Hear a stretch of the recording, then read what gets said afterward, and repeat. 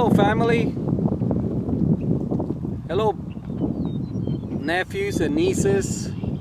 This is your Tío Jose, Uncle Joe. We're sitting out here today by my wagon. This is my chuck wagon. Her name is the Purple Sage, and I'm out here and I'm gonna today I'm gonna tell y'all a story. It's called My Grandfather's Barbershop. Did you know that your great-great-great-grandfather had a barbershop? He did, in Mexico, in Jimenez, Coahuila, Mexico. So I'm gonna tell you about this little story. I hope you like it. I hope your parents are all gathered around you and just having a great time today, okay? It was July on a hot and dry day in a little Mexican village south of the Rio Grande. A quiet village full of simple people and horse-drawn wagons. There was a long, narrow highway that passed through the village. I was not allowed to cross it or play near it. It was God's country, but people drove through it like hell. Yes, they did. On the north side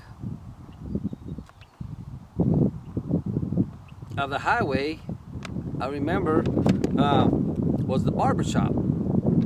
An adobe house painted with whitewash, which belonged to my grandfather. The barbershop was also used as a civil courtroom. Yes, my grandfather was the justice of the peace. The barbershop was kept clean. I made sure of it. My job was to sweep after each customer.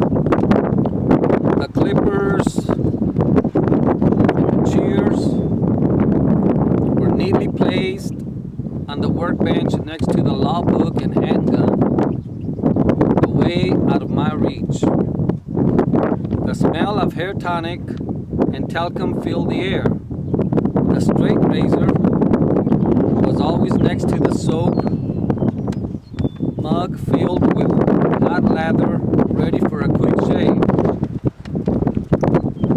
The walls in the room were filled with revolutionary pictures like Pancho Villa, Emilio Zapata, pictures of me, yes, a couple of pictures of me.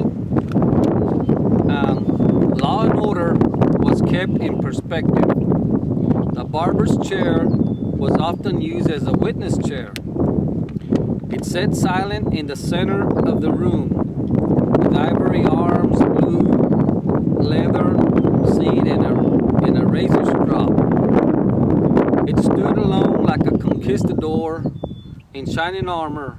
If it could talk, it would tell you stories about the neighbor's dog eating another neighbor's chicken, the burrito bandit running off with a taco cart, the burros and mules that mindlessly wandered off into the neighbor's gardens, and other big people problems, but I wasn't allowed to stay for those, so they just sent me on to the house. I could play for hours in my grandfather's barbershop. I would go gather up my sister's dolls and have court of my own. I did try giving them a haircut once, I did. Ask your tia Yaya if you ever get a chance to. But it earned me only a good spanking. There were two big wooden framed windows on the south side of the shop facing the highway. The tapping of hooves on the paved road brought music to my ears. The smell of vendors outside selling tacos and caramel cones. We used to call them conitos, made out of leche quemada.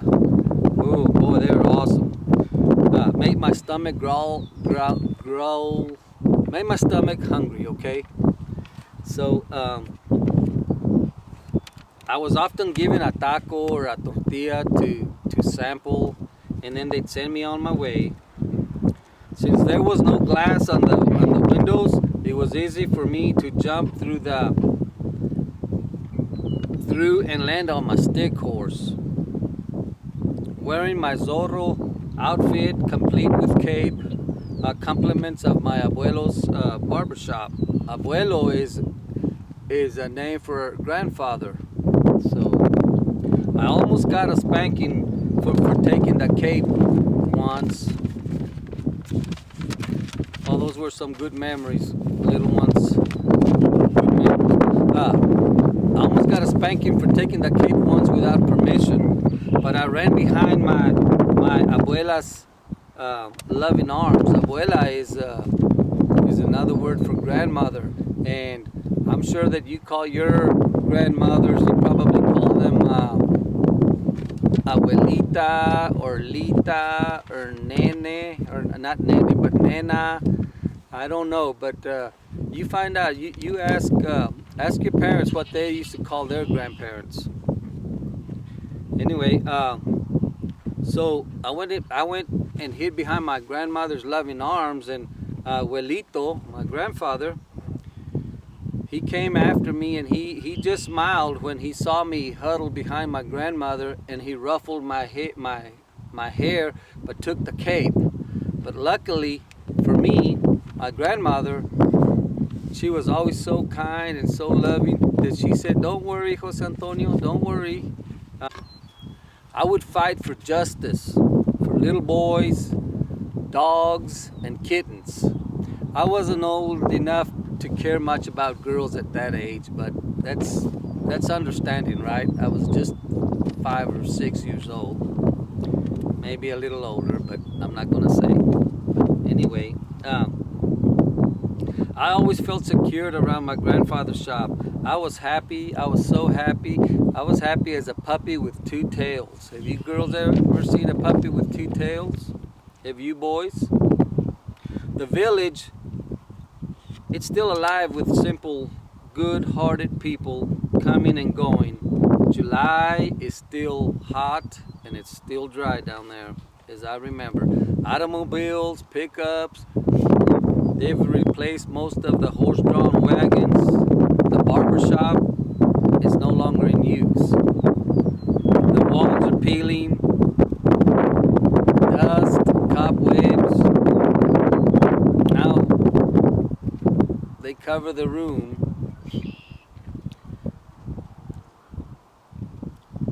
The barber's chair now stands alone. Its arms and seat are weathered. The razor strap is gone. My conquistador in the shining armor now stands frozen in time. As I enter a barbershop today, the scent of the talcum drifts through the air and it surrounds me and brings back great memories. As I reflect on my childhood days, the memories of my grandfather and his barbershop floods my mind. I cannot go back to yesterday, but the memories live on forever. I love you. This is Tio Jose or Uncle Joe. I hope that you and your siblings and your parents enjoyed the story.